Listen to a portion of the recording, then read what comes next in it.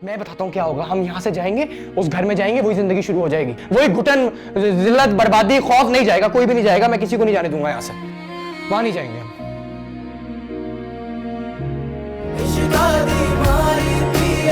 साथ छोड़ना वे हमसे जो भूल हुई है, कुछ तो भूलना।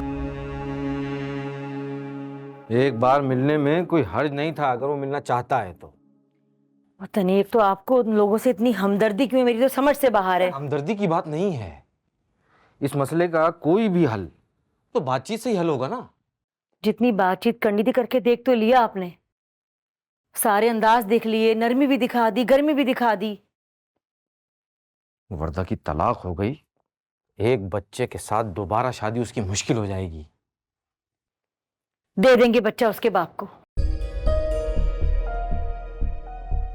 वो पाल ले, या फिर हम रख लेंगे। मिल जाएगा वर्दा को कोई सैफ से भी बेहतर।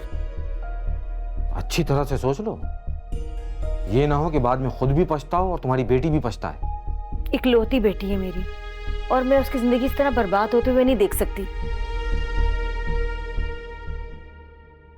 सुने, मैं आपसे ये कह रही थी कि अगर आप अपने टिकट कुछ दिन और आगे करवा लेते तो। कोशिश की तो थी मैंने, और बात भी की थी कंपनी वालों से कि कुछ छुट्टियां और मिल जाएं, लेकिन तुम्हें तो बाहर के हालात का पता है, नहीं मिली।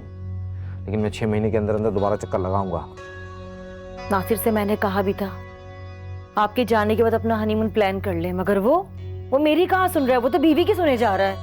आदत डाल लो इन चीजों की, जैसा बीवी कहेगी वैसा ही किया करेगा वो। तुम्हारा और मेरा नंबर अब पीछे हो गया है। पता नहीं ये गिनती सैफ में क्यों नहीं आती। क्योंकि वो तुम्हारा बेटा नहीं है।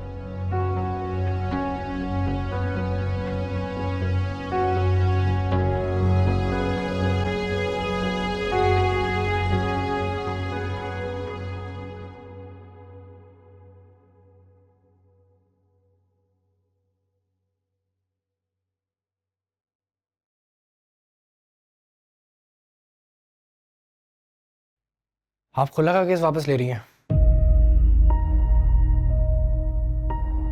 तुम्हें कैसे पता? उस बात को छोड़ें, मैं जो कह रहा हूँ आप मुझे बताएं। फिर भी तुम्हें कैसे पता? लॉयर की कॉल आई थी, वो कह रहा था ड्यूज क्लियर करने। उससे कुछ वक्त ले लो, मैं कुछ हफ्तों में कर दूंगी क्लियर। नहीं नहीं, आप नहीं करेंगे ऐसा कुछ भी। मैंने आपको मना किया था, मैंने आपको कहा था इस तरह का कुछ ना करना।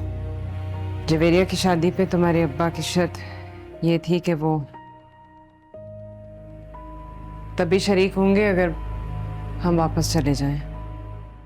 हम कहाँ से हैं आ गए इसमें अम्मी? हम कहाँ हैं? हमसे तो कोई बात नहीं की आपने, ये तो आप कर रही हैं। आप क्या हमारी कुर्बानी देना चाहती हैं? मैं तुम लोगों को कुर्बान नहीं करना चाहती, मैं अपने आप को कुर्बान करके तुम लोगों को बचाना चाहती हूँ।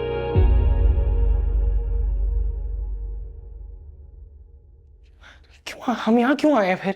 क्यों आए हैं? जब वापस ही जाना था क्यों आ मुझे गए? नहीं पता क्यों आए, खुशफहमी थी, गलती थी, जज्बाती हुए, मुझे नहीं पता।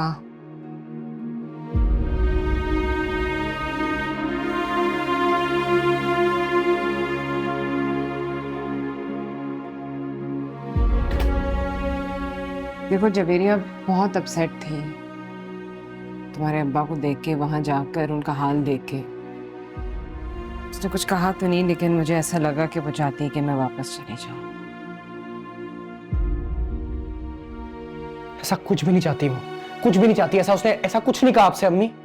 सुबह माँ हूं मैं तुम लोगों की, मैं वो बातें भी सुन लेती हूँ जो तुम लोग कह नहीं पाते,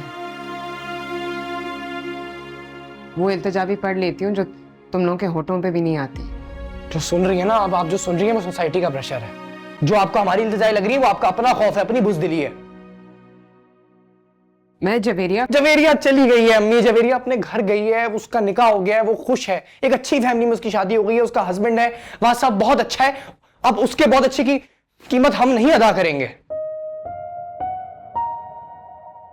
वादा करके आई थी तुम्हारे तो वादा, उन्होंने वादे तो किए हैं पूरी जिंदगी, झूठे वादे किए हैं। एक दावा आप करके मुखर जाएंगी तो कयामत नहीं आ जाएगी।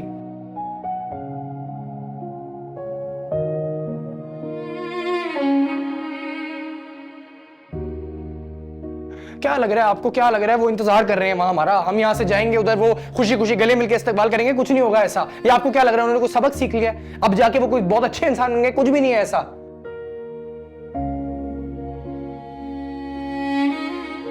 मैं बताता हूं क्या होगा, हम यहां से जाएंगे, उस घर में जाएंगे, वही जिंदगी शुरू हो जाएगी, वही घुटन, जिल्लत, बर्बादी, खौफ। नहीं जाएगा, कोई भी नहीं जाएगा, मैं किसी को नहीं जाने दूंगा यहां से, वहां नहीं जाएंगे हम।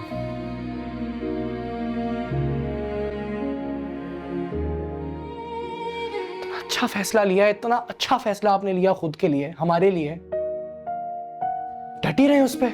सबक मेरी बात मुझे नहीं सुननी, मुझे कोई, आज मैं अम्मी कोई बेचारगी की, कोई मजबूरी की कहानी नहीं सुनूंगा, बहुत सुन ली, और ये मुझे नहीं अच्छी लगती है। ये मुझे तो फिल्मों में कभी समझ नहीं आया रोना धोना।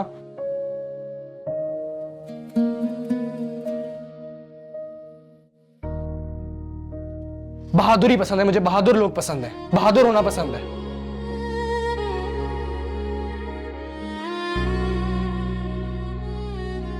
मेरे रोल मॉडल भी हमेशा बहादुर लोग रहे हैं, और मैं चाहता हूं मेरे माँ बाप में से अब कोई एक मेरा रोल मॉडल बने।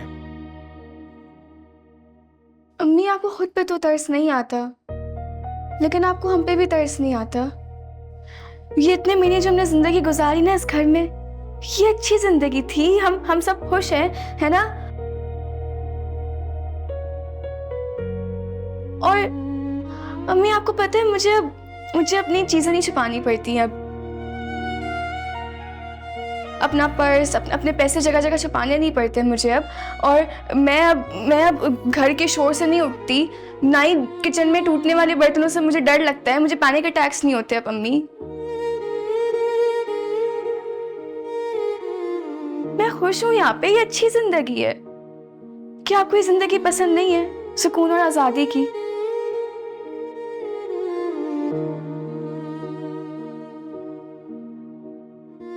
अम्मी, ये माँ बाप में किसी एक के साथ भी बहुत अच्छी जिंदगी है, प्लीज हमें जीने दें।